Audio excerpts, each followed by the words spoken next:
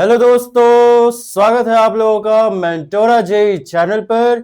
और आज हम लोग डिस्कस करने वाले हैं अप्रैल अटेम्प्ट के लिए रोड मैप।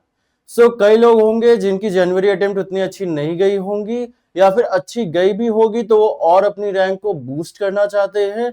तो हमने पिछले वीडियो में देखा कि हम लोग किस तरह की स्ट्रेटजी को हम यूज कर सकते हैं। अब उस स्ट्रेटजी को यूज करने के लिए हमारी क्या रोड मैप रहेगी, आज उस चीज के लिए हम लोग डिस्कस करने वाले हैं। तो चलिए दोस्तों, अब हम शुरू करते हैं। तो देखिएगा देखिएगा ध्यान से देखिएगा दोस्तों कि हमारा टारगेट क्या है। हमारा टारगेट ये है कि अप्रैल अटेम्प्ट में हमारी जो भी जनवरी अटेम्प्ट में जो भी परसेंटाइल आई हो, जो भी हमारी परसेंटाइल आई हो, उसमें एटलीस्ट अगर हमारा बहुत खराब गया है, हम 90 के आसपास है, हम 90 के आसपास है, 85 के आसपास है या फिर 80 के आसपास है, तो उसमें हमारी कम से कम 15 से लेकर 20 परसेंटाइल तक की हमारी इंक्रीमेंट हो जाए। हम सबसे पहले तो यही चाहते हैं कि हम लोग 15 से लेकर 25 परसेंटाइल तक हमारी इंक्रीमेंट हो जाए, या फिर हमारी थोड़ी सी बेटर गई थी, हम 95 परसेंटाइल पे हैं या फिर 96 परसेंटाइल पे हैं या फिर इवन 97 परसेंटाइल पे है, और हम ऐसा एक्सपेक्टेशन रखते हैं, हम ऐसा खुद से एक्सपेक्टेशन रखते हैं कि क्या क्या रखते हैं बच्चों, कि हम खुद से ऐसा एक्सपेक्टेशन रहते हैं कि 99 परसेंटाइल हमें लेकर आनी है, हमें 99 परसेंटाइल हमें लेकर के आनी है। तो उसके लिए क्या रोड मैप रहेगा, आज हम वही डिस्कस करेंगे कि उसके लिए हमारी रोड मैप क्या रहने वाली है। अप्रैल अटेम्प्ट के लिए हमारी रोड मैप क्या रहेगी बच्चों, ये हम लोग डिस्कस करेंगे। तो अप्रैल अटेम्प्ट में हमारी सबसे पहले तो यह रोड मैप रहेगी कि पहले 25 दिनों में हम लोग अपनी रैंक को जितना अच्छा बूस्ट दे सके, उस चीज के लिए हम लोग चैप्टर्स को प्रिपेयर करेंगे। पहले डे 1 से लेकर डे 25 तक, उसके बाद डे 25 से लेकर डे 45 तक हम लोग अपनी मिस्टेक्स को कम करेंगे। हमने जो भी गलतियां हमने करी हैं वहां पे, वो गलतियां हम नहीं करने की कोशिश करेंगे। और फिर लास्ट के जो 15 दिन होंगे उसमें हम लोग अपनी रैंक पॉलिशिंग करने की कोशिश करेंगे। हम लोग फाइनल टच देंगे कि कोई कॉन्सेप्ट हमसे छूट गया, कोई चीज हमसे छूट गई, कोई नेम रिएक्शन की, लेट सपोज हमारी सेट जेफ उसमें प्रोडक्ट क्यों बनती है, या फिर हमारी ये प्रोडक्ट क्यों अनस्टेबल है या फिर क्यों स्टेबल है, या फिर किसी का हमारे नेम रिएक्शन का हमारा कोई एक रिएजेंट छूट जाए, हमारा लाइक बेयर्स रिएजेंट क्या वो छूट जाए, तो उस चीज़ की जो रैंक पॉलिशिंग है वो हम लोग लास्ट में करेंगे। और हम लोग हर दिन मॉक टेस्ट देंगे। अगर हम लोग हर दिन मॉक टेस्ट ना दे पा रहे हो तो हर 2 दिन पर दे देंगे, लेकिन उसका हम लोग तुरंत के तुरंत हम लोग एनालिसिस करेंगे कि क्या हमसे गलतियां होंगी, क्या हम सही कर सकते हैं, क्या कोई क्वेश्चन जो हमसे गलत हुई क्या वो सिली मिस्टेक था या क्या था, तो उसके बारे में हम लोग डिस्कस करेंगे। तो ध्यान से देखिएगा, हम लोग अभी रोड मैप देखने वाले हैं अप्रैल अटेम्प्ट के लिए। अप्रैल अटेम्प्ट के लिए मैं मानता हूँ कुछ लोगों का जनवरी अटेम्प्ट बहुत अच्छा गया होगा, और माइट भी वो 96 परसेंटाइल 97 परसेंटाइल पे हो और वो 97 99 परसेंटाइल पे ना जा पाए। ऐसा हो सकता है आपने शायद नेगेटिव बहुत ज़्यादा कर रखे हो, या फिर आपने ओवर अटेम्प्ट कर दिया हो, यह भी आपकी गलतियां हो सकती है। लेकिन जो लोग 99 परसेंटाइल पे हैं, मैं उनको ये नहीं कहूँगा कि अब आप अप्रैल अटेम्प्ट पे फोकस करें, अब आप सीधा जे एडवांस पर फोकस करें। और जे एडवांस की क्या स्ट्रेटजी रहेगी, क्या क्वेश्चन सॉल्व करने हैं, क्या कौन सी बुक्स या फिर कौन से पीवाईक्यूज आपको सॉल्व करने हैं, वो मैं आपको बता दूंगा, इस चैनल पे ही बताऊंगा, आने वाले वीडियोस पर ही बताऊंगा। तो आप ध्यान से देखिएगा। तो चलिए बच्चों, हम लोग चैप्टर्स की रोड मैप देख लेते हैं कि चैप्टर्स का रोड मैप क्या है। तो आप बताइए हम कहाँ से शुरू करें, क्या हम केमिस्ट्री से शुरू करें, फिर हम फिजिक्स पे जाएं, फिर हम मैथमेटिक्स पे जाएं, तो यही करेंगे। तो ध्यान से देखिएगा बच्चों कि केमिस्ट्री में हमारे कौन से सबसे इंपॉर्टेंट चैप्टर्स हैं। सबसे पहले तो हम ये लिख लेते हैं कि डे वाइज हमें करना क्या है।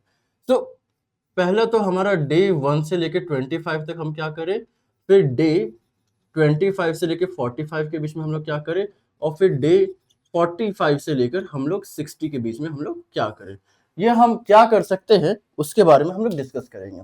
सो 1 से 25 तक हम लोग उन चैप्टर्स का हम लोग रिवीजन करेंगे, जिस तरह की मैंने अपने लास्ट वीडियो में बताया था कि पहले 2 वीक्स में हम लोग सबसे पहले अपनी कैटेगरी 1 और कैटेगरी 2, कैटेगरी 1 मतलब जो चैप्टर्स हमें ढंग से आती हैं, और कैटेगरी 2 मतलब कैटेगरी 1 वो चैप्टर्स हो जाएंगे जिसमें हमें ढंग से आती है और हमने स्कोर करा है जेईई में जनवरी अटेम्प्ट में। और कैटेगरी 2 वो हो जाएगी जो चैप्टर्स हमें आती तो है, हमें अच्छे से आती है, लेकिन हमसे वो क्वेश्चन जो है जनवरी अटेम्प्ट में गलत हो गया, या फिर मैं सिली मिस्टेक कर गया, या फिर मैं कुछ कॉन्सेप्ट की कमी रह गए। तो ये पहले 2 हफ्ते में मैं करने के लिए आपको पहले वीडियो में बोला था। उसके बाद मैंने आपको कहा था कि उसके बाद उन 2 हफ्ते, उसके बाद जो 2 हफ्ते आपके बचेंगे उसमें आप कैटेगरी 3 वो चैप्टर्स, वो टॉपिक्स करें जो आपने नहीं करा है ढंग से, जो आपको कॉन्फिडेंस नहीं देता है, जो आपको कॉन्फिडेंस नहीं देता है। क्या ये आपको दिख नहीं रहा? नीचे लिख दूं, कैटेगरी 1 एंड कैटेगरी 2 आपको फर्स्ट 2 वीक्स में करनी है। कैटेगरी 1 एंड कैटेगरी 2 आपको फर्स्ट 2 वीक्स में करनी है, और उसके बाद जो 2 हफ्ते बचेंगे उसमें आपको कैटेगरी 3 करनी है। दैट मीन्स ये आपका 28 डेज प्लान हो जाएगा। क्या ये 28 डेज प्लान हो गया? तो अमूमन 25 से 28 डेज के बीच में हम लोग उन चैप्टर्स का हम लोग रिविजन कर लेंगे, जो हमें रैंक बूस्ट करें। मतलब मेनली हमारा रैंक बूस्टिंग यहीं से होगा, हर एक सब्जेक्ट में 20 से लेकर 30 मार्क्स की इंक्रीमेंट पॉसिबल है।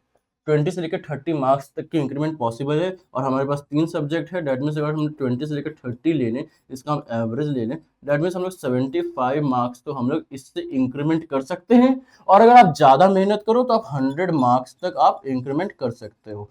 और लेट सपोज अगर आपका 150 आ रहा हो तो आप आराम से 250, या फिर आपका 160 या 170 हुआ तो आप आराम से 270 तक जा सकते हो। कोई बड़ी बात नहीं है। आप दिमाग में तो आप ये पालना ही मत कि कोई भी चीज इस दुनिया में इम्पॉसिबल है। इम्पॉसिबल तो कुछ होता ही नहीं। तो आप 150 से लेकर 250 तक जा सकते हो। 100 मार्क्स के आप इंक्रीमेंट ले सकते हो सिर्फ इन 25 दिनों में ढंग से पढ़कर। और उन 25 दिनों में कुछ भी जो भी कमी हो जाए वो डे 25 से लेकर 45 के बीच में हम लोग कर लेंगे। डे 45 से 60 के बीच में हम लोग रैंक पॉलिशिंग कर लेंगे। ये रैंक बूस्टिंग हो जाएगा। ये हमारी मिस्टेक वाली हो जाएगी कि हमने क्या मिस्टेक करी। रैंक को बूस्ट करने के बाद हम ये भी देखेंगे क्या हमारी कुछ रैंक इस चीज से, इस वजह से हमारी कम तो नहीं रह जा रही कि हम मिस्टेक कर ले रहे हैं बच्चों। क्या हमारी इस वजह से कम तो नहीं हो जा रही रैंक कि हमारी कुछ गलतियां रह गई हों किसी चैप्टर में, हमने पढ़ा ना हो। तो ऐसा नहीं होना चाहिए। तो हमने सबसे पहले अपनी रैंक को बूस्ट करना है, उसके बाद जो गलतियां होने हमें कम करनी है, और लास्ट में हमें फाइनल टच देनी है। जैसे कि मैंने आपको बताया फाइनल टच देनी है। जैसे कि आपने कोई रिएजेंट भूल गए, लेट सपोज आपने आप हाइड्रोकार्बन्स पढ़ रहे थे एंड आप बेयर्स रिएजेंट आप पढ़ना भूल गए, या फिर लेट सपोज आप aldehyde, ketones and carboxylic acid पढ़ रहे थे, आप कैनिजारो आप करना भूल गए, या फिर लेट सपोज आपने एल्डोल रिएक्शन आपने ढंग से नहीं करा, या फिर आईओसी पे आ जाए तो आपने फास्फोरस की प्रॉपर्टीज ढंग से नहीं पढ़ी, नाइट्रोजन की प्रॉपर्टीज आपने, या फिर रिएक्शन आपने ढंग से नहीं पढ़ा कि HNO3 को हम लोग जब हीट करेंगे तो क्या बन जाएगा। ये सब चीजें आपने नहीं पढ़ा। तो ये सब चीजें हम फाइनल टेस्ट में देख लेंगे। केमिस्ट्री की बातें होंगी, फिजिक्स में आपकी बात होगी कि जो फाइनल टेस्ट में लेट सपोज आपने मॉडर्न फिजिक्स आपने ढंग से नहीं पढ़ा हो। फिजिक्स में हम लोगों ने लेट सपोज आपने मॉडर्न फिजिक्स ढंग से ना पढ़ा हो, मॉडर्न फिजिक्स कुछ कॉन्सेप्ट्स आपके बच रही हो कि excitation of atom, excitation of electron, या फिर आपकी जो हो गए कि आपके कुछ ग्राफ्स हो गए कि ये ग्राफ क्यों बनती है, ऐसे ग्राफ्स हो गए जो मतलब फोटो इलेक्ट्रिक इफेक्ट की ग्राफ हो गई, वो आप फाइनल टेस्ट में आप देख सकते हो। अगर कुछ भी छूटता है तो हम लास्ट के 15 दिनों में हम लोग देख सकते हैं।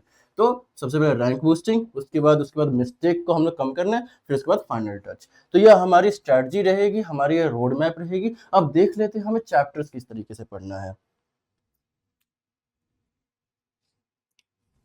तो देखिएगा बच्चों कि हमें चैप्टर्स किस तरीके से पढ़ना है।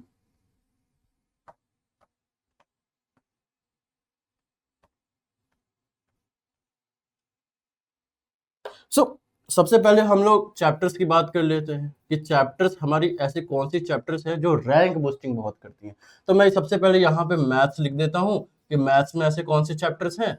फिर मैं आपको लिख देता हूँ फिजिक्स कि फिजिक्स में आपकी ऐसी कौन सी चैप्टर्स हैं। फिर मैं आपको यहाँ पे लिख देता हूँ केमिस्ट्री कि आपकी केमिस्ट्री में ऐसी कौन सी चैप्टर्स है, आपकी केमिस्ट्री में ऐसी कौन सी चैप्टर्स हैं जो आपकी रैंक बूस्टिंग कर सकती है।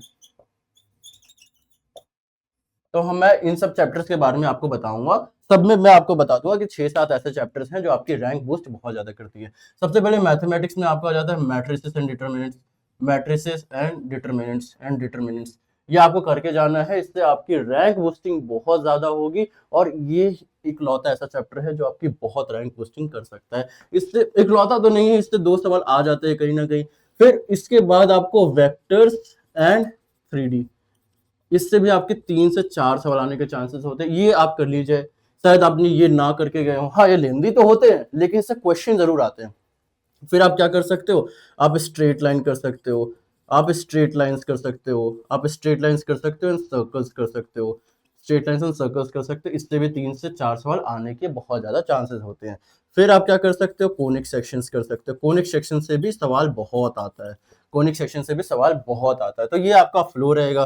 फिर आपके इसके बाद क्या कर सकते हो, प्रोबेबिलिटी, प्रोबेबिलिटी एंड स्टैटिस्टिक्स। तो इन सब चैप्टर्स से आपके सवाल बहुत आते हैं। और फिर आपका आ जाता है कैलकुलस। कैलकुलस से कुछ लिमिटेड जो टॉपिक्स है, जैसे इंटीग्रेशन हो गया, इंटीग्रेशन हो गया आपका, kings rule, queens rule, kings rule, queens rule, queens rule, queens rule. ठीक है बच्चों, तो हमें ये सब हमें पढ़ के जाना है। तो ये इंटीग्रेशन हो गया। कुछ कुछ आपके आ जाएंगे एलएमवीटी, लैग्रांजेस मीन वैल्यू थ्योरम पे आ जाएगा, या फिर आपका कुछ आपका डिफरेंशिएशन, जो लॉगरिथमिक डिफरेंशिएशन होता है वो पूछ लेता है आपसे।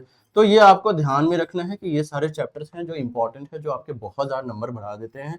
इससे भी 2 से 3 सवाल, इससे भी 2 से 3 सवाल, इवन कैलकुलस से तो आपके 6 से 7 सवाल आ जाते हैं।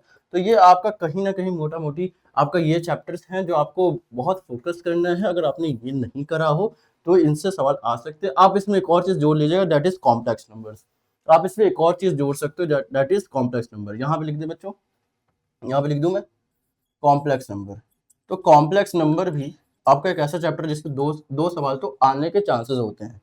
सो ये आपको करना है। और आपको करना कैसे है, आपको कुछ नहीं करना है, कोई किताब करने की जरूरत नहीं है। सिर्फ आप जेई मेंस की पीवाईक्यूज, मैं आपको ये बता दूं कि आपको सिर्फ और सिर्फ जेई मेंस के पीवाईक्यूज मैथ्स के लिए लगाने हैं। ये मोर देन सफिशिएंट है। वो भी कौन से, लास्ट 5 ईयर्स की, वो भी कौन से, लास्ट 5 ईयर्स की।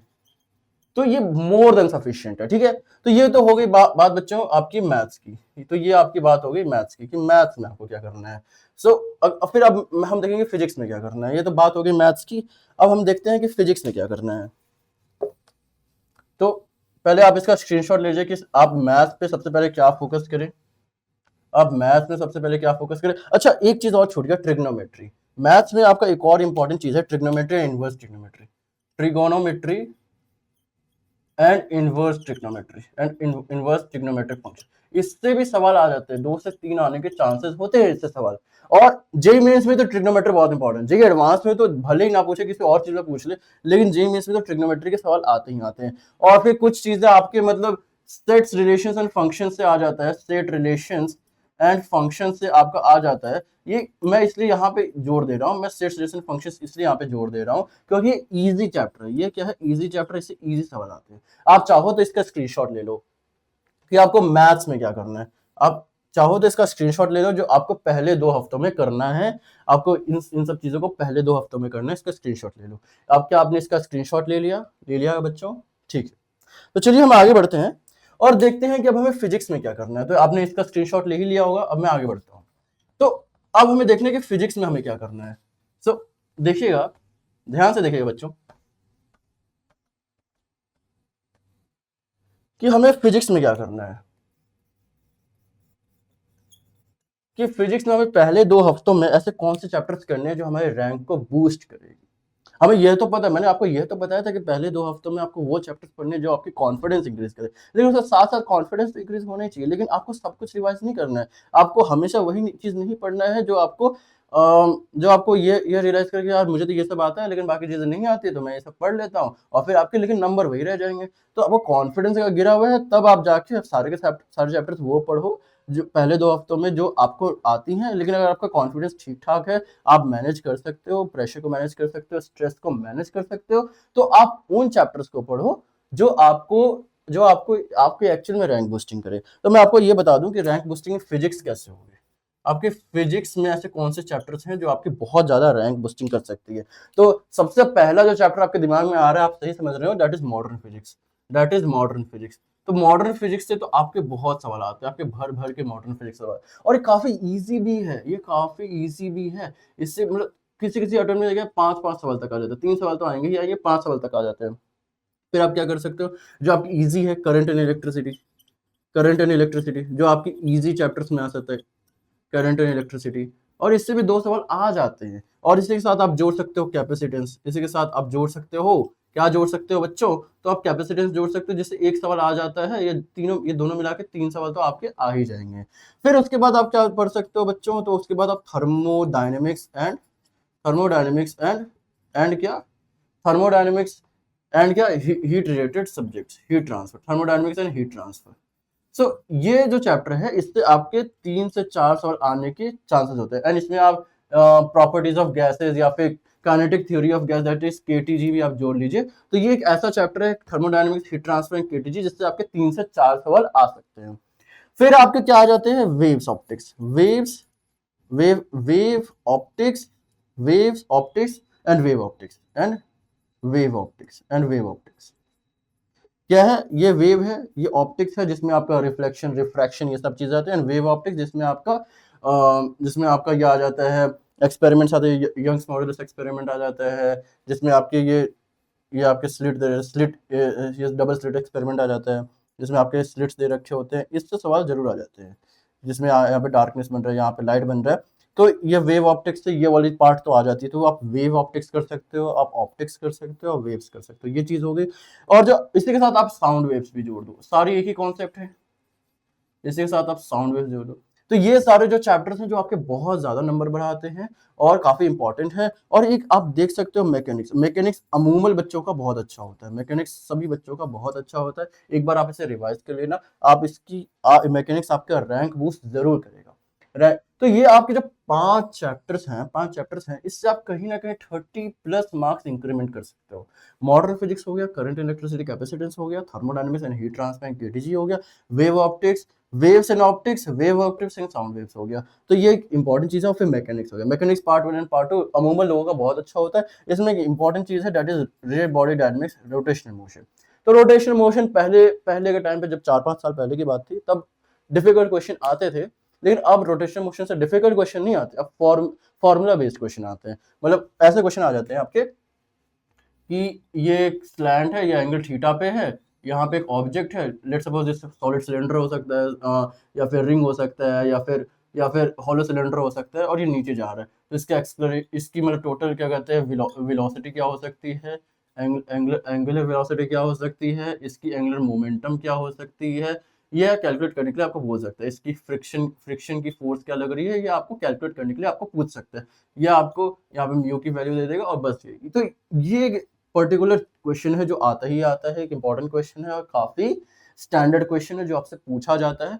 तो पहले पहले के टाइम पे होता था कि स्टैंडर्ड क्वेश्चन उतना नहीं पूछा जाता था, लेकिन अब रोटेशन मोशन से इजी सवाल आते हैं। अब आगे देखिएगा, ये तो बात होगी आपकी फिजिक्स की। क्या आपने इसका स्क्रीनशॉट ले लिया था?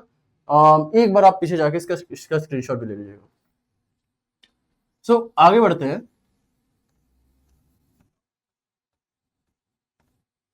आगे बढ़ते हैं बच्चों कि अब केमिस्ट्री में क्या इंपॉर्टेंट है, सबसे इंपॉर्टेंट। और केमिस्ट्री में आप काफी रैंक बूस्ट कर सकते हो, केमिस्ट्री में आप रैंक बूस्ट करने के लिए बहुत चीजें हैं। और केमिस्ट्री का ऐसा चैप्टर जिसमें आप 100 आउट ऑफ 100 भी ला सकते हो सिर्फ 2 महीने पढ़ के। तो केमिस्ट्री का ऐसा चैप्टर है। फिजिक्स में कह सकते हैं कि आपको 3 से 4 महीने चाहिए होते हैं, बहुत ज्यादा इंप्रूवमेंट के। मैथमेटिक्स में आपको 4 से 5 महीने चाहिए होते हैं। लेकिन केमिस्ट्री का ऐसा सब्जेक्ट स्पेशली फॉर जेईई, जिसमें आप अगर आप 0 पर भी हो तब भी आप 100 ला सकते हो केमिस्ट्री में। तो केमिस्ट्री में देखते हैं कि ऐसे कौन सी इंपॉर्टेंट चैप्टर्स हैं। तो अब केमिस्ट्री का आप देखिएगा, आप केमिस्ट्री का देखिएगा। सबसे पहले तो हम लोग देख लेते हैं कि ऑर्गेनिक केमिस्ट्री में ऐसे कौन से चैप्टर्स हैं। ऑर्गेनिक केमिस्ट्री ओसी, ऑर्गेनिक में आपके कौन से ऐसे चैप्टर्स हैं। तो आप सबसे पहले फोकस कीजिएगा कि जीओसी आप करके जाओ, general organic chemistry, inductive effect, mesomeric effect, resonance, इन सब से आपके सवाल पूछ लिए जाते हैं। एंड आईयूपीएससी से एक सवाल, दोस्त एक सवाल तो रहेगा ही रहेगा, ये तो मतलब फिक्स्ड है कि आईयूपीएससी पूछेगा वो। फिर उसके बाद आप क्या क्या कर सकते हो, बायोमोलिक्यूल्स एंड पॉलीमर्स। बायोमोलिक्यूल्स मैं मतलब स्टार्टिंग से मैं सीधा एंड पे आ जा रहा हूँ, इसलिए आ जा रहा हूँ क्योंकि इससे रटने वाले सवाल आते हैं और काफी इजी है, आपको क्लिक कर जाता है कि हाँ इसका आंसर ये होगा, टाइम बचाते हैं आपके। बायोमोलिक्यूल्स एंड पॉलीमर्स, तो बायोमोलिक्यूल्स एंड पॉलीमर्स आप कर सकते हो उसके बाद। और फिर आप उसके बाद आप क्या कर सकते हो, नेम्ड रिएक्शन। जितने भी नेम्ड रिएक्शन, सब सारे चैप्टर आपको पढ़ने की जरूरत नहीं है। मैं आपको ये बता दूं, सारे चैप्टर आपको पढ़ने की जरूरत नहीं है। जो भी स्टैंडर्ड नेम रिएक्शन है उनको आप कर लीजिए, सबसे बेस्ट चीज है। स्टैंडर्ड नेम रिएक्शन आपने अगर कर लिया तो सबसे बेस्ट चीज आपने कर लिया है। और ये 3 चीज जैसे आप कर लोगे, GOC, आईयूपीएससी, biomolecules and polymers, named reaction, और एक आपका आपका जो चौथा है, जो मतलब आपको करना तो सब कुछ ही है, लेकिन जो चौथा है वो है हाइड्रोकार्बन्स। और इसके पीछे मैं रीजन में एक में क्यों रख रहा हूँ, हाइड्रोकार्बन्स एंड अल्कोहल, और aldehyde and ketones and carboxylic acid. Aldehyde, ketones and carboxylic acid, ये ही दो ऐसे चैप्टर्स है जिसमें आपके सारे name reaction 80 to 90% of name reaction in दो चैप्टर्स में आ जाते हैं। तो इन दो चैप्टर्स को आप ढंग से पढ़ लीजिएगा, तो आपको कहीं ना कहीं ओसी में जितने भी सवाल आ रहे हैं, इन्हीं 4 चैप्टर्स से आपके 80% सवाल आ जाते हैं ओसी के। तो अब ओसी को आप मतलब ऑर्गेनिक केमिस्ट्री को आप मान सकते हो कि आपकी कंप्लीट हो जाती है, बस इन 4 पॉइंट्स को आप कवर कर लोगे।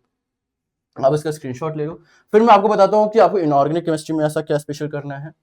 और अगर आपकी नेम रिएक्शन अगर वीक है, या फिर अगर आपको हाइड्रोकार्बन चाहिए, हाइड्रोकार्बन का मैंने एक पूरा रिवीजन लेक्चर मैंने डाल रखा है 1.5 घंटे का, आप उसे जरूर जाकर के देखिए, हाइड्रोकार्बन आपकी क्लियर हो जाएगी। Aldehydes, ketones and carboxylic acids का भी आ जाएगा, मैंने एरोमेटिक कंपाउंड्स का भी डाल रखा है, मैंने थर्मोडायनामिक्स पढ़ा रखा है, मैंने आइडियल गैसेस भी पढ़ा रखा है, हम उस पर बाद पे आते हैं, लेकिन आप देख सकते हैं। और अगर आपको इन सब की आगे की भी वीडियो चाहिए तो मैं जरूर आपको डाल के दे सकता हूँ।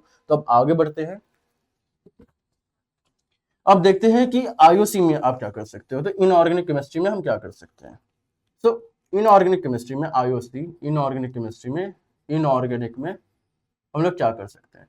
तो सबसे पहले तो आपके जो general inorganic chemistry and periodicity है, ये आप 3 से 5 घंटों में आप कर लो, 3 से 5 घंटों में आप कर लो, ताकि इससे आपका कॉन्फिडेंस बूस्ट हो जाए। सबको आती है, माइंड में ये सबको आती है, ये आप दिमाग में रखिए कि जी बस जनरल इनऑर्गेनिक केमिस्ट्री पीरियोडिसिटी कोई तो भूल ही नहीं सकता, क्योंकि इतना बार पढ़ाया जाता है ना, ये स्कूल में पढ़ाया जाता है, कोचिंग में पढ़ाया जाता है, बार बार रिवीजन करते हैं। और जब भी एस्पिरेंट्स रिवीजन करने के बैठते हैं तो स्टार्टिंग ही इजी पॉइंट से करते हैं। तो ये तो इंपॉर्टेंट है, लेकिन मैं इसको चेकलिस्ट में नहीं रख रहा, general inorganic chemistry and periodicity में चेकलिस्ट में नहीं रख रहा। सबसे पहले जो मेरा पॉइंट आएगा वो आएगा केमिकल बॉन्डिंग, बहुत इंपॉर्टेंट है, और इससे तो सवाल आते ही हैं, केमिकल बॉन्डिंग से सवाल आते ही आते हैं। आप इसको इग्नोर नहीं कर सकते हो, आपको इसको देखना ही पड़ेगा कि आप केमिकल बॉन्डिंग से क्या कर सकते हो। केमिकल बॉन्डिंग में बेसिक एंड एडवांस दोनों कर लेना, मॉलिक्यूलर ऑर्बिटल थ्योरी कर देना, जो भी ब्लॉक्स के जो भी आपके मतलब एक्सेप्शंस है वो देख लीजिएगा। ब्लॉक केमिस्ट्री में बात में आएंगे, केमिकल बॉन्डिंग हो गया। जो आपके दूसरा इंपॉर्टेंट सबसे इंपॉर्टेंट चीज है वो है कोऑर्डिनेशन कंपाउंड्स। कोऑर्डिनेशन कंपाउंड से तो आपके सवाल आते ही आते हैं। केमिकल बॉन्डिंग से कितना सवाल आ जाएगा, 3 से 4 सवाल भी आ सकते हैं, 3 से 4 से 5 सवाल भी आ जाते हैं कभी भी, तो इंपॉर्टेंट चीज है, ठीक है। कोऑर्डिनेशन कंपाउंड्स तो इससे भी आपके 2 से 3 सवाल आने के फुल चांसेस होते हैं। तो ये आपको कोऑर्डिनेशन कंपाउंड्स तो करके ही जाना है। फिर आपके जो आ जाते हैं वो आपका क्या आ जाता है, वो आ जाता है आपका पी ब्लॉक। तो पी ब्लॉक ऐसा इंपॉर्टेंट चैप्टर है जिससे आपको पूछा जाएगा, आपको एक्सेप्शंस पूछा जाएगा, आपके कुछ रिएक्शंस है तो वही पूछ सकते हैं, तो आपके पी ब्लॉक हो जाएंगे। और फिर आप इसके अलावा फोर्थ पॉइंट में नहीं ऐड कर रहा हूँ, वही होगा general inorganic chemistry and periodicity, उससे सवाल आते ही आते हैं, या फिर मेटलर्जी भी आप कर सकते हो। पढ़ के तो आपको सब कुछ जानना है, लेकिन ये 3 चीजें आप सबसे पहले कर लो, ताकि आपकी रैंक बूस्टिंग, और मैं बता दूं यहाँ से आपके काफी अच्छे नंबर जुड़ रहे हैं, ठीक है। केमिस्ट्री में तो आराम से आप 40 से 50 नंबर इंक्रीज कर सकते हो। अगर आपके 40 नंबर आ रहे हैं, 50 नंबर आ रहे हैं, तो आप आराम से केमिस्ट्री में 40 से 50 नंबर इंक्रीज कर सकते हो। आप 80, 90, इवन 100 भी ला सकते हो, कोई बड़ी बात नहीं है, बोर्ड लेवल का ही आता है। आप ये समझ लीजिए कि 11 प्लस 12 दोनों का एग्जाम है, बस वही बात। तो ये हो गया जनरल इनऑर्गेनिक केमिस्ट्री का। केमिकल बॉन्डिंग आपने पढ़ लिया, कोऑर्डिनेशन कंपाउंड्स पढ़ लिया, पी ब्लॉक पढ़ लिया। और फिर अगर आप फोर्थ में डालना चाहो तो आप क्या डाल सकते हो, ब्लॉक केमिस्ट्री की जो भी ब्लॉक केमिस्ट्री एंड मेटलर्जी ये आप कर सकते हो, ये इंपॉर्टेंट है, ब्लॉक केमिस्ट्री एंड मेटलर्जी। तो आप इसका स्क्रीनशॉट ले लो, आपको ये क्या करना है। पी ब्लॉक से आपके 2 से 3 सवाल आ जाते हैं, और इससे भी आपके 2 से 3 सवाल आने के चांसेस होते हैं। और मैं ऐसा क्यों कह रहा हूँ, लाइक हर एक अटेम्प्ट, हर एक मतलब सेशन में तो नहीं आएगा, लेकिन बात ये है कि मैं मैक्सिमम नहीं लेकर चल रहा, मैं मीन लेकर चल रहा हूँ कितने आने के चांसेस है। कभी कभी हो सकता है कि ये चैप्टर ना आए या फिर ये चैप्टर ना आए, लेकिन आपको करना चाहिए कि ये हाई प्रोबेबल चैप्टर्स है। तो चलिए अब हम आगे बढ़ते हैं। अब हम लोग फिजिकल केमिस्ट्री पे जाते हैं, जो हमारा लास्ट पार्ट रहेगा कि फिजिकल केमिस्ट्री को कैसे करना है। और ये चीज आप ध्यान में रखिएगा कि फिजिकल केमिस्ट्री आपकी कैलकुलेटिव ही है। फिजिकल केमिस्ट्री में आपको टाइम लगेगा, आपको कैलकुलेशन रॉन्ग नहीं करना है, और काफी इंपॉर्टेंट पार्ट है। और ये ऐसा सब्जेक्ट है जिससे आपके सवाल बनते हैं, आपकी कॉन्फिडेंस बूस्ट होती है, और आप सवाल ढंग से कर ले जाते हो। इसमें आपका ये नहीं है कि इसमें मेरी एक्सेप्शन छूट गई, मेरी ये छूट गई, मेरी वो छूट गई, ऐसा कुछ नहीं होता। तो चलिए आगे बढ़ते हैं, देखते हैं फिजिकल केमिस्ट्री में क्या है। तो फिजिकल केमिस्ट्री में आप क्या कर सकते हो। तो सबसे पहले तो मैं एक बात बता दूं, फिजिकल केमिस्ट्री में मोल कॉन्सेप्ट के तो सवाल आते ही आते हैं। मोल कॉन्सेप्ट तो आप छोड़ ही नहीं सकते। मोल कॉन्सेप्ट एंड रेडॉक्स एक ही चैप्टर है वैसे तो ये। एन फैक्टर आप जोड़ दोगे मोल कॉन्सेप्ट में, एन फैक्टर या फिर नॉर्मेलिटी का कॉन्सेप्ट जोड़ दोगे, ऑक्सीडेशन नंबर का कॉन्सेप्ट जोड़ दोगे, तो आपका यही बन जाता है। फिर आप दूसरे नंबर पे आपका जाता है थर्मोडायनेमिक्स। दूसरे नंबर पे आ जाता है थर्मोडायनेमिक्स, जो मैंने बहुत ढंग से पढ़ा रखा है। फर्स्ट लॉ उससे क्वेश्चंस करा रखे हैं, सेकंड लॉ का वीडियो आने वाला है, और गिब्स फ्री एनर्जी भी हम लोग ढंग से पढ़ेंगे, थर्मोडायनेमिक्स एंड थर्मोकेमिस्ट्री। तो इससे तो आपके सवाल आते ही आते हैं, आपको ये कर ही के ही लेके जाना है। इससे भी 2 सवाल आ सकते हैं, इससे भी 2 से 3 सवाल आ सकते हैं थर्मोडायनेमिक्स एंड थर्मोकेमिस्ट्री से। आगे बढ़ेंगे बच्चों। थर्मोडायनेमिक्स एंड थर्मोकेमिस्ट्री हो गया। जो आपका तीसरा सबसे इंपॉर्टेंट चैप्टर हो गया वो हो गया लिक्विड्स। लिक्विड से तो आपके सवाल आते ही हैं, ideal liquids, non ideal liquids, mixing of the liquids, of A properties of the liquids. जैसे आयनाइजेशन हो जाता है, आपकी आई की वैल्यू क्या है, आपकी आई की वैल्यू क्या आ जाती है, आपने मतलब इसका इसका change in boiling point, change in freezing point क्या आ जा रहा है, के बी क्या है, के एफ क्या है, इन सब का आपको वैल्यू निकालना है। तो ये इंपॉर्टेंट चीज़ हो जाती है आपकी। फिर लिक्विड्स आपका एक इंपॉर्टेंट चैप्टर है, और लिक्विड्स करने के बाद आपका जो और इंपॉर्टेंट चैप्टर जिससे क्वेश्चंस आता है दैट इज इलेक्ट्रोकेमिस्ट्री। तो ये जो 4 चैप्टर इनको आपको सबसे पहले कर लेना है। और आप केमिकल काइनेटिक्स भी कर लो, इससे भी आपके बहुत सवाल आते हैं, केमिकल काइनेटिक्स से भी आपके सवाल आते हैं। और जो आपका 5वां चैप्टर रहेगा वो रहेगा आपका इक्विलिब्रियम। इक्विलिब्रियम। तो पहले जो 4 चैप्टर हैं, वो आपको प्राइमरी में रखना है। उसके बाद ये 4 हो जाए तो आपको ये सेकेंडरी में कर लेना। फाइनली जब फाइनल टेस्ट आप दे रहे हो तब सारे कर लेना, ठीक है। और इससे आपके 1 से 2 सवाल आ सकते हैं, इससे भी आपके 1 से 2 सवाल आ सकते हैं, इससे भी आपके 1 से 2 सवाल आ सकते हैं, इससे भी आपके 1 से 2 सवाल आ सकते हैं। तो कहीं ना कहीं आपके रैंक बूस्ट करती हैं। ये आप इसका स्क्रीनशॉट ले लेना कि किस तरीके से ये रैंक बूस्ट करेंगी। और ये तो बात होगी हमारी physical chemistry, organic chemistry, inorganic chemistry, physics and mathematics के उन चैप्टर्स के बारे में जो हमारी चैप्टर्स जो हमारे रैंक को बूस्ट कर सकती है। तो ये तो पहले 25 दिनों में हमें करना है। और फिर उसके बाद हमें क्या करना है, तो पहले 25 दिनों के बाद जो हमारे जो 20 दिन बचेंगे उसमें हम जो मॉक्स दे रहे होंगे उसके हम एनालिसिस कर रहे होंगे। हमें तो डेली एनालिसिस करनी है, लेकिन हमें उसे रिकॉर्ड करके रख लेना है कि हमने क्या क्या गलतियां करी है, क्या क्या हमने सिली मिस्टेक्स करा है, और उन गलतियों पे हमें वर्क करना है अगले 20 दिनों में। और जिन जिन कॉन्सेप्ट में हमने गलती करी उन कॉन्सेप्ट को हमें दोबारा रिवाइज करना है, उसके जेईई के 1 से 2 सवाल हमें ढंग के लगा ले। ठीक है बच्चों, तो आगे बढ़ते हैं अब। तो ये तो ये चैप्टर्स की बात, ये तो हो गई आपकी चैप्टर्स की बात। अब आगे बढ़ते हैं। और जब आप आगे बढ़ोगे तो आपको यह पता चलेगा, जब आगे बढ़ोगे तो आपको ये पता चलेगा कि तो पहले 25 दिनों की हमारी स्ट्रेटजी होगी, 25 से 28 दिनों की हमारी स्ट्रेटजी होगी, पहले 4 हफ्तों की हमारी स्ट्रेटजी होगी। अब हम 25 से 45 के बीच में क्या करें, तो जो हमारी मिस्टेक्स रही हों, जो हमारे सिली वर्क रहा, कॉन्सेप्ट कहीं पे वीक रह गया हो, तो उस चीज को हमें देखना है। तो ये हमारा मॉक टेस्ट इसमें हमें सबसे ज्यादा देना है, मॉक टेस्ट हमें इसमें सबसे ज्यादा देना है। और कोशिश करना है कि एक डेली तो वैसे एक मॉक टेस्ट तो हम लोग दे ही रहे होते हैं। पहले 25 दिनों में कुछ स्टूडेंट्स ऐसे होंगे जो अल्टरनेटिवली देंगे, हर 2 दिन पे देंगे। कुछ स्टूडेंट्स होंगे जो डेली देंगे, और कुछ स्टूडेंट्स होंगे जो अभी बहुत हाई एनर्जी चल रही है ना, तो एक दिन में 2 भी दे रहे होंगे, फायदा नहीं होने वाला, डेली है काफी है। लेकिन जब आप इस स्टेज पे पहुंचे, जब आप 25 से 45 दिन में पहुंचे, तो आप डेली देने की कोशिश करो, 2 मॉक टेस्ट देने की कोशिश करो। और कौन से मॉक टेस्ट देने हैं, जो एनटीए अभ्यास पे आपका है, एनटीए के वेबसाइट पे है, या फिर पुराने पीवाईक्यूज है उनका आप मॉक टेस्ट दे सकते हो, या फिर अगर आपने किसी कोचिंग का मॉक टेस्ट दे रखा है तो उसको जरूर दे, उसकी रैंक को आप मॉनिटर करें, क्योंकि आप 45 डेज तक अपने रैंक को मॉनिटर कर सकते हो, आप क्या किस तरह से परफॉर्म करें। क्योंकि इसमें अगर आपकी कॉन्फिडेंस कम भी होती है, तो अगला 15 दिन आपका है जिसमें आप कॉन्फिडेंस आप बूस्ट कर सकते हो फाइनल टच के साथ। तो आपको अपने आप को जज करना है इन 20 दिनों में, अपने आप को एक प्रॉपर कड़ी मेहनत से, कड़ी तपस्या, कड़ी अग्नि परीक्षा से आपको गुजरना है, और फिर आपकी ये रैंक बूस्ट हो जाती है, आप अपने मिस्टेक्स को कम कर पाते हो। ह्यूमन एरर तो नहीं कम किया जा सकता, 5% ह्यूमन एरर मैं मान के चलता हूं, लेकिन उससे ज्यादा नहीं होना चाहिए। बात यह है कि उससे अगर ज्यादा होता है तो बहुत ही गलत बात है, और ऐसा नहीं होना चाहिए। आगे बढ़ते हैं। तो ये तो हो गई हमारी 45 दिनों तक की बात। अब आखिरी के 15 दिनों में हमें क्या करना है, मतलब अब बात है लास्ट के जब 15 दिन आ जाते हैं, जब जब हमारी हार्ट बीट तेज हो जाती है, जब लास्ट के 15 डेज है, लास्ट 15 डेज हमारी बची है, मतलब 15 मार्च से लेकर के हमारे 31 मार्च के बीच में हमें क्या करना है। सो हमें ऐसा क्या करना है कि हमारी जो है और ज़्यादा फाइनल टच की। तो ये है हमारा फाइनल टच का टाइम। देखिए, अभी तक क्या होगा ना, फिर से लोग हिम्मत हार चुके होंगे। जब लास्ट के 15 दिन बचते हैं ना, तो क्या होता है कि लोगों को मोटिवेशन देने की ज़रूरत होती है। कुछ लोग होते हैं कि हाँ, इनिशियली तो हमने बहुत पढ़ लिया, लेकिन फिर क्या किया, हमने फिर से डिस्ट्रैक्ट हो गया, मोबाइल चलाने लग गए, स्मार्टफ़ोन चलाने लगे, इंस्टा देखने लग गए, लिंक्डइन चलाने लग गए, ट्विटर चलाने लग गए या फिर यूट्यूब पे वीडियोज़ देखने लग गए। तो या फिर ये सब नहीं करना है आपको। मैं बोलता हूँ नहीं करना है, लेकिन 99% लोग हैं जो फिर से वही करेंगे, क्योंकि अच्छी कॉलेज किन्हें मिलती है? हार्श ट्रूथ है, जो टॉप 1% में होता है। और जो मतलब प्रोक्रेस्टिनेशन हो गया, कम पढ़ाई हो गया, सोते रहना हो गया, ये कौन करता है? रेस्ट 99%। तो 99 परसेंटाइल किसकी नहीं आती है? जो रेस्ट 99% लोग होते हैं, उन्हीं के 99 परसेंटाइल नहीं आते। उन टॉप 1% के तो 99 परसेंटाइल आ जाती है। तो यही अंतर होता है। तो इस चीज़ को आपको नहीं करना है। आपको इस दिन तक आपको मोटिवेशन मेंटेन रखना है। फाइनल टच में आपको क्या करना है, वो कॉन्सेप्ट्स जो आपकी थोड़ी बहुत वीक हो गई हो, आपको अपने शॉर्ट नोट्स जो आपने बनाए हैं, इन्हें आपको रिवाइज करना है। आपको फार्मूला सीरीज देखनी है, आपको फार्मूला सीरीज देखनी है। सीरीज नहीं देख सकते हो, सीरीज अगर नहीं देख सकते हो तो क्या करना है, आपको पीडीएफ जो है आपको वो पढ़ना है।